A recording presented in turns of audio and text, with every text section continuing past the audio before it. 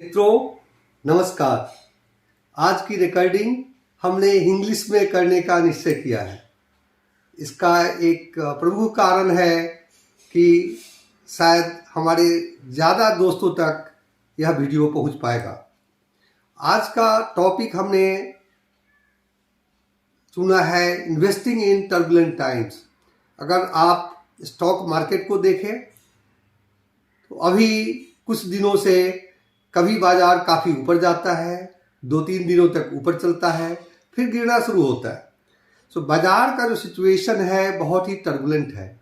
इसमें जो नए निवेशक हैं, जो नए लोग इस बाजार में आए हैं, उन लोगों को काफ़ी दिक्कतों की सामना करना पड़ रहा है। वे बहुत घबराए हुए हैं। जो लोग अनुभवी हैं, जो बाजार में 20 साल 25 साल 30 सालों से हैं, उनके लिए यह एक सामान्य स्थिति है। वे जानते हैं कि जो चीज़ ऊपर जाता है वो गिरेगा, जो नीचे गिरता है वो ऊपर जाता है, बट इन लॉन्ग रन बाजार हमेशा ऊपर की ओर ही जाता है। अगर आज आप विश्व के दूसरे मार्केट को देखें तो यूएस का बाजार करीब करीब 24-25% टूट चुका है। इंडिया उसके हिसाब से बहुत कम टूटा है। मैं आपको यह कहना चाहता हूं कि 2022 में लगता है कि बाजार में यह रोलर कोस्टर राइड चालू रहेगा। इसलिए अपने को काफ़ी संभल करके सोचना चाहिए, डिसाइड करना चाहिए, फिर इन्वेस्ट करना चाहिए। बिफोर हम आगे बढ़े उससे पहले यह बहुत ज़रूरी है कि हम अपने इन्वेस्टिंग फिलॉसफी को समझें कि जब हम इन्वेस्ट करते हैं तो हमारा फिलॉसफी क्या है। ब्रॉडली 2 तरह के इन्वेस्टिंग फिलॉसफी हो सकते हैं। एक हम कहते हैं ट्रेडिंग, दूसरा कहते हैं इन्वेस्टिंग। ट्रेडिंग के 2 टाइप है, डे ट्रेडर्स और स्विंग ट्रेडर्स। पर ट्रेडिंग के साथ दिक्कतें हैं कि अगर आप ट्रेडिंग करना चाहते हैं तो आपको स्क्रीन से ग्लू होकर रहना पड़ेगा। आपको वॉच करना पड़ेगा कि बाजार का मूवमेंट कैसा है, बाजार कैसे ऊपर नीचे जा रहा है, ताकि आप समुचित समय पर खरीद और बेच सके। ट्रेडिंग करते हुए प्रॉफिट करना बहुत ही डिफिकल्ट गेम है। मैं यह नहीं कहता कि कोई इसमें लाभ नहीं कमाते, कुछ लोग कमाते हैं, बट अक्सर लोग इसमें पैसा कमाते हैं। यह कहना अनुचित नहीं होगा कि 80% के करीब लोग पैसा कमाते हैं और 20% ही कमा करके घर ले जाते हैं। दूसरा कैटेगरी है इन्वेस्टिंग। इन्वेस्टिंग का मतलब है कि हमारा फिलॉसफी है कि हम लंबे समय के लिए हम इन्वेस्ट करें। हम पहले भी इस पर वीडियो बना चुके हैं कि अगर आपको डे टू डे एक्टिविटी के लिए कुछ पैसे चाहिए तो उसे कभी भी शेयर बाजार में निवेश न करें। अगर आप लंबे समय के लिए कुछ डालना चाहते हैं तो शेयर बाजार आपके लिए एक अच्छा ऑप्शन हो सकता है। सो इसलिए और इन्वेस्टिंग के अंदर 2 तरह की ब्रॉड कैटेगरी हो सकती है। एक कैटेगरी है वैल्यू इन्वेस्टिंग, कि कुछ शेयर हमेशा अपने वैल्यू से कम में ट्रेड करता है। उसके लिए आपको रिसर्च करना होगा। एक शेयर का नाम मैं यहाँ लेना चाहूँगा, आईटीसी, बहुत प्रमुख कंपनी है। अगर बट उसके फंडामेंटल्स को, उसके परफॉर्मेंस को अगर आप देखें और उसके भाव को देखें तो भाव उसके परफॉर्मेंस से काफ़ी कम है। लेकिन कुछ कारणों से विगत कई वर्षों से आईटीसी में बहुत ज़्यादा मूवमेंट नहीं हुआ, इसलिए इस तरह के स्टॉक को, इस तरह के शेयर को हम वैल्यू इन्वेस्टिंग कहते हैं। मेरा यहाँ कोई मत नहीं है, मैं यहाँ आईटीसी को रिकमेंड नहीं कर रहा हूँ। मैं जस्ट एग्जाम्पल के तौर पर आईटीसी का नाम लिया और मैं चाहता हूँ कि इस वीडियो को आप अंत तक देखें ताकि इससे कुछ सीखें और समझें और अपने जीवन में इसको लाएं, रिसर्च करें। अगर आपको इन्वेस्ट करना है तो इक्विटी मार्केट में इन्वेस्ट करना हमेशा जोखिम भरा होता है। इसीलिए अपने सलाहकार से विचार करके ही आपको इन्वेस्ट करना चाहिए। दूसरा कैटेगरी हो सकता है ग्रोथ स्टॉक। ग्रोथ स्टॉक हमेशा महंगे मिलते हैं बाजार में, लेकिन यह शेयर सालों दर सालों आपको अधिक से अधिक कमाई देते हैं। इसमें कुछ शेयर हो सकते हैं एशियन पेंट्स, पिडिलाइट इंडस्ट्रीज, वह काफ़ी महंगे शेयर है, लेकिन अब पिछले 20 साल का अगर इतिहास देखें तो 20% से ज़्यादा का रिटर्न उसने दिया है। तो आपको यह निश्चय करना पड़ेगा कि आप किस तरह के इन्वेस्टिंग फिलॉसफी के साथ आगे बढ़ना चाहते हैं। यह भी हो सकता है कि आप कुछ फंड ग्रोथ स्टॉक में डालें, कुछ वैल्यू स्टॉक में डालें, तो मिक्सचर फिलॉसफी भी आप ले सकते हैं। आगे बढ़ने से पहले जब हम 25-30 साल के थे, उस समय बाजार में बहुत सारे ऑप्शन नहीं थे। एकमात्र ऑप्शन था फिक्स डिपॉजिट या फिक्स इनकम इंस्ट्रूमेंट्स काफ़ी थे, और डिपॉजिट का रेट भी काफ़ी हुआ करता था। उसमें 12%, 12.5% डिपॉजिट का रेट था। और जो आदमी डिपॉजिट से कुछ ज़्यादा कमा लेता था और ज़्यादा उसके पास बचता था तो वह रियल एस्टेट में इन्वेस्ट करता था। रियल एस्टेट उस जमाने में इनएफिशिएंसी के कारण, बिल्डर के इनएफिशिएंसी के कारण काफ़ी कमाई हुई इन्वेस्टर को, जो जितना ही देर करता था प्रोजेक्ट में, भाव उतना ही बढ़ता जाता था। और यह was a blessing in disguise, कोई एक बिना चाहे हुए इंसान को काफ़ी पैसा बन जाता था। स्टॉक मार्केट था, लेकिन स्टॉक मार्केट में काफ़ी दिक्कतें थी। 40-45 दिन लग जाते थे पैसा आने में। ब्रोकर लोग कमाते थे, लेकिन हमारे आपके ऐसे इन्वेस्टर पैसा नहीं बना पाता था। आज की स्थिति बिल्कुल उल्टी है। आज मुझे नहीं लगता कि रियल एस्टेट में आप पहले वाला आमदनी कमा पाएंगे, असंभव बिल्कुल ही नहीं दिखता। रियल एस्टेट काफ़ी स्टेबल हो चुका है, रेरा एक्ट आ चुका है, काफ़ी बिल्डर भाग चुके हैं, और जो बचे हैं वो एफिशिएंसी से काम कर रहे हैं। इसीलिए एक सामान्य रिटर्न जरूर मिलेगा रियल एस्टेट में, जैसे विदेश के कंपनियों में मिलता है, रियल एस्टेट कंपनियों में मिलता है। इसलिए पुराने दिन को भूल जाना ही अच्छा रहेगा, और यह नहीं लगता कि हमें बहुत सारा पैसा रियल एस्टेट में डालना चाहिए। आज हमारे सामने बहुत सारे ऑप्शंस नहीं है, उसके चलते अगर एफडी आप करें, अगर सीनियर सिटीजन है हमारे तरह के, आपको मैक्सिमम 5.4% इंटरेस्ट मिलेगा।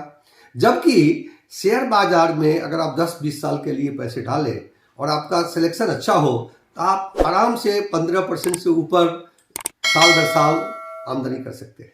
लेकिन इसके लिए आपको बहुत अध्ययन करना पड़ेगा, या किसी सलाहकार के से आपको सुझाव लेना पड़ेगा। तो अपने को यह पहले समझना बहुत जरूरी है कि हमें अपने को निश्चय करना जरूरी है कि किस बाजार में हम जाना चाहते हैं। मुझे नहीं लगता कि आज सेविंग्स बहुत एसेंशियल है आज के लिए, क्योंकि आज हम बहुत अनसर्टेनिटी के बीच में रहते हैं। हमारा जॉब कब चल रहा है, कब नहीं चल रहा है, इसका कोई ठिकाना नहीं है, और कब सैलरी कट होगा, ये सब हम लोगों ने पैंडेमिक से सीखा है। इसलिए हमें बहुत सोच समझ करके काम करना चाहिए, और कम से कम 6 से 8 महीने तक के खर्चे का जमा करके ही आगे का पैसा अगर हो फिर इन्वेस्टमेंट सोचना चाहिए। एक बार अगर आप इन्वेस्टमेंट सोचते हैं, अगर आप टाइम पूरा नहीं दे सकते, तो मेरी सलाह यह होगी कि आप हमेशा कोई न कोई सलाहकार से संपर्क करें जिस पर आपको विश्वास हो, और अगर थोड़ा पैसा भी देना पड़े तो वह काफ़ी लाभप्रद साबित हो सकता है। 5% बैंक में डाल करके कमाने से के बदले अगर आप 15% कमा पाते हैं, और 1% या 1.5% आपको अगर सलाहकार को देना होता है, तो मुझे नहीं लगता यह घाटे का सौदा है, और सबों को इस पर विचार जरूर करना चाहिए। आजकल के जो यंग लोग हैं 12-15% से भी कई लोग खुश नहीं हैं। उनकी आदतें क्रिप्टो मार्केट ने कुछ बिगाड़ सी दी है। कई लोग तो यह कहते हैं कि एक साल में हम 200% कमाए क्रिप्टो बाजार में। क्रिप्टो एक ऐसा इंस्ट्रूमेंट है जिसको कोई नेग्लेक्ट नहीं कर सकता, लेकिन आपको यह समझना बहुत जरूरी है कि क्रिप्टो क्या है, इसके ग्रोथ रेट क्या है, इस पर रिस्क क्या है। क्रिप्टो बेसिकली ब्लॉकचेन टेक्नोलॉजी पर आधारित है। यह टेक्नोलॉजी बहुत सारे बेनिफिट ऑफर करता है। So crypto currency certainly is a play for long term. There is no doubt about it. I don't think any government, banning government like China or Russia who are communist oriented, can ban crypto. So crypto का ban जो बातें की जाती है वह असंभव सा मालूम होता है। अभी पिछले बजट में 2022 के बजट में भारत सरकार ने क्रिप्टो के इनकम के ऊपर 30% टैक्स की घोषणा की है। 30% टैक्स ज़्यादा दिखता है, लेकिन जो ज़्यादा इनकम के लोग हैं वो 30% टैक्स ऑलरेडी देते हैं। इसलिए उसको एक बार अगर हम भूल भी जाएं तो क्रिप्टो पर कुछ और ध्यान दें। लेकिन मेरा कहना यह होगा कि अगर कोई इंसान एक वर्ष में अगर 100% या 150% कमाता है तो इसे क्या आप कहेंगे? आप इसे इन्वेस्टिंग कहेंगे या गैम्बलिंग कहेंगे? गैम्बलिंग में कभी कभी हम 20 गुना 25 गुना एक दिन में कमाते हैं, लेकिन आपको पता होगा कि वो एक दिन की कमाई के लिए कितना पैसा बर्बाद किया जाता है। इसलिए मित्रों, क्रिप्टो का इन्वेस्टमेंट और इस दृष्टि से सोचना कि इसमें हम 150% कमाएंगे, मैं उसे गैम्बलिंग का रूप दूंगा। लेकिन मैं यह नहीं कहता कि क्रिप्टो में इन्वेस्ट नहीं करना चाहिए। इसलिए कई विद्यार्थियों ने, कई यंग लोगों ने यहाँ तक कह डाला कि मेरे जो पॉकेट मनी मिलते थे, मेरे जो फीस आए थे स्कूल में और कॉलेज में जमा करने के लिए, हमने क्रिप्टो में इन्वेस्ट कर दिया। मैं यह कहना चाहूँगा कि यदि कोई ऐसा करता है तो यह बहुत बड़ी भूल है, इससे हमें बचना चाहिए। लेकिन अगर आप थोड़ा थोड़ा करके क्रिप्टो में इन्वेस्ट करना चाहते हैं, सिलेक्टिव क्रिप्टो में, तो आप उसका अध्ययन कीजिए और जो क्रिप्टो अच्छा हो, जैसे बिटकॉइन है, एथीरियम है, सोलाना है, ये सब कुछ ऐसे क्रिप्टो है, खास करके पहले दोनों जो काफ़ी स्टेब्लिश्ड है, वो वैनिश नहीं होने वाले। यह संभव है कि उसमें फ्लक्चुएशन बहुत हो, इसलिए उनकी वोलेटिलिटी और फ्लक्चुएशन काफ़ी होता है, उससे आपको सावधान रहना पड़ेगा। अगर आप उसमें इन्वेस्ट करना चाहें तो एक हेजिंग टूल हो सकता है, लेकिन मेरा मत यह है कि क्रिप्टो में 2% से 5% से ज़्यादा पैसा आपको नहीं डालना चाहिए। जो उम्र वाले इन्वेस्टर हैं, जो रिटायर्ड हैं या रिटायरमेंट के क्लोज है, उनको 2-3% से ज़्यादा क्रिप्टो में नहीं डालना चाहिए। जो यंग एज में है वो है कॉल ले सकते हैं, थोड़ा ज़्यादा भी डाल सकते हैं, लेकिन इसको ना भूलें कि क्रिप्टो लॉन्ग टर्म में आपको अच्छा रिटर्न देगा।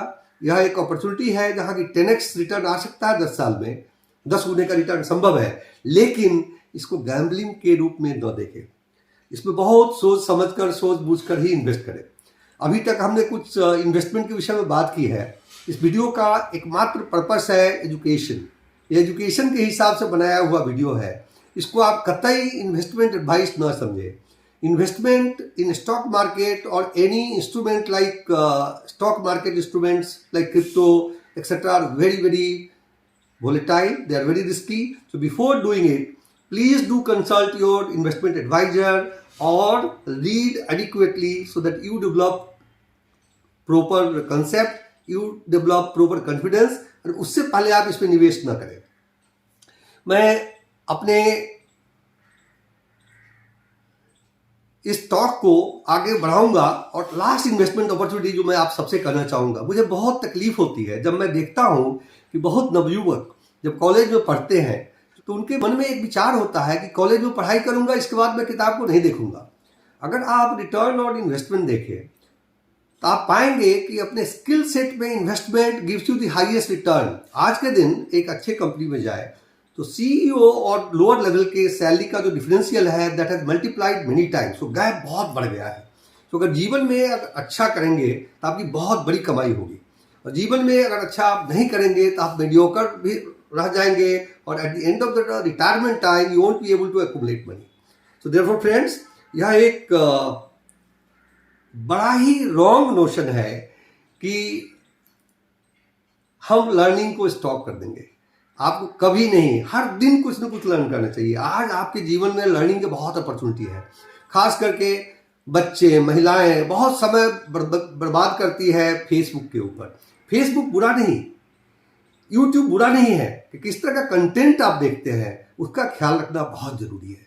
अगर आपके प्रोफेशन के हिसाब से, अगर आप गृहिणियां हैं तो आप वैसे कंटेंट देखें जिससे एक अच्छा चीज अपने परिवार को आप ऑफर कर सके, एक अच्छा भोजन ऑफर कर सके जो सस्ता हो, सुविस्ता हो और काफ़ी सोच विचार कर किया गया हो, और काफ़ी खाने में भी टेस्टी हो, और जीवन के लिए भी काफ़ी टेस्टी हो, जीवन के लिए भी काफ़ी अच्छा हो। आपका यह योगदान होगा। उसी तरह से तो करियर ओरिएंटेड लोगों के लिए अगर यूट्यूब को आप यूज़ करें लर्निंग के लिए तो एक बहुत बड़ा अपॉर्चुनिटी है हम सबके सामने। इसलिए हम इसको कभी ना भूलें कि learning is only till we are in college. In fact, today I am 66, but every day I learn something new. And whatever I learn, I want to share it with the people so that maybe few of you can learn and make it use of it and do better in your life. There is a saying, learning ceases, life ends. So never forget it, guys. This is the bottom line and please do follow it. अंत में मित्रों, अगर आपने इस video को पसंद किया तो कृपया हमारे चैनल को सब्सक्राइब करें, लाइक बटन दबाएं और इस वीडियो को अधिक से अधिक लोगों तक पहुंचाएं। मैं आशा करता हूं आप आज का समय 10-12 मिनट जो मैंने आपसे लिया, आपके लिए कुछ उपयोगी बातें मैं कर सका जो आपके जीवन को अच्छा बनाएगा, एक सुनहरा अवसर देगा आपके जीवन में, जिसके चलते आप जीवन में अच्छा कर पाएंगे। इन्हीं शुभकामनाओं के साथ मैं अपने वचन को विराम देता हूं। धन्यवाद एंड जय भारत।